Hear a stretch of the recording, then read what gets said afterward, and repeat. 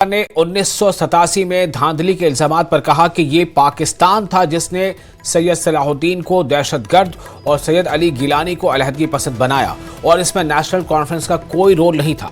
वजीर आजम के इस इल्जाम पर कि अगर एनसी कांग्रेस हुकूमत बनती है तो अलहदगी पसंदी जिंदा होगी, डॉक्टर फारूक अब्दुल्ला ने कहा कि पीएम मोदी झूठे हैं। अगर वो दावा करते हैं कि सब ठीक है तो फिर दहशतगर्दों के हमले क्यों हो रहे हैं। डॉक्टर फारूक अब्दुल्ला ने कहा कि इंजीनियर रशीद बीजेपी और आरएसएस के आदमी हैं। फारूक अब्दुल्ला गांदरबल के वाकुरा में मीडिया से बात कर रहे थे। फारूक अब्दुल्ला ने कहा कि जो लोग माजी में पाकिस्तान के हक में नारे लगाते थे वो इस वक्त बीजेपी के साथ हैं।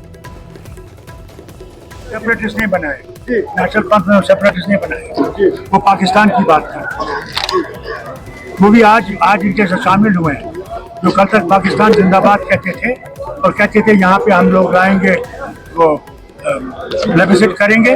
आज वो इनके साथ बैठे हुए हैं, उनसे पूछिए कहाँ गए वो उनके नारे, कहाँ गए वो हम यहाँ बनाएंगे निज़ाम मुस्तफा बनाएंगे, कहाँ है वो, कहाँ है उनके साथ बीजेपी के साथ बैठे हुए हैं, आरएसएस के गुलाम बैठे हुए हैं। मैं प्रधानमंत्री से ये कहता हूँ 5 साल से यहाँ हुकूमत कर रहे हैं ना, ये है ना, जब से इन्होंने 370 हटाया।